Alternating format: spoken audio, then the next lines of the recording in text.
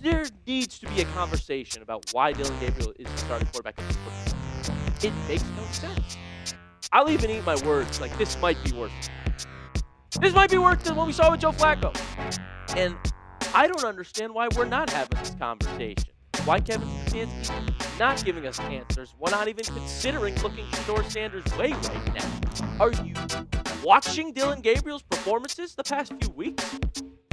Yikes! Here's some numbers for you. It's honestly so bad for watching. And, I tried to give him a break the first couple weeks. His passing grade, according to PFF, is 47.6. That's worst among all starting quarterbacks. I thought it couldn't get worse than Flacco with the 8 turnovers. The offense has looked worse the past weeks. His completion percentage, 59.9, fourth worst. All right, this is where it gets jaw-dropping, folks. His yards per attempt are 4.9.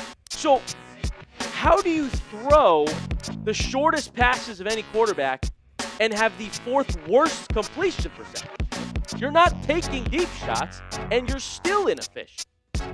And when you look at the turnover-worthy plays, in comparison to the amount of times he has a big-time throw, usually 20-plus yards, well, we barely take big-time throws. You see Dillon Gabriel on the bottom left there, and he still has some turnover-worthy plays. He's tied 7th in turnover-worthy plays. He's also dead last in average completed air yards.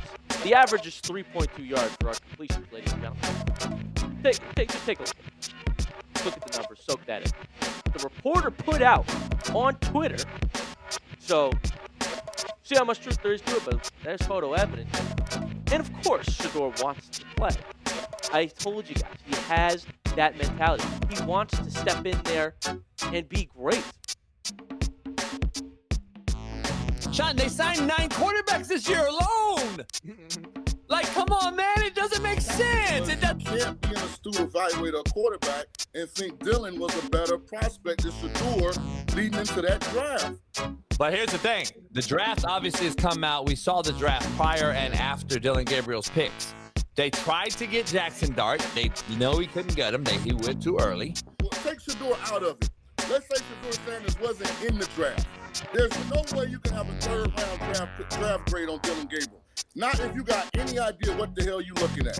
So they did, in fairness, go after another quarterback because they knew Deshaun Watson was out this year, correct? So if I knew that, they had to take a quarterback You already had one.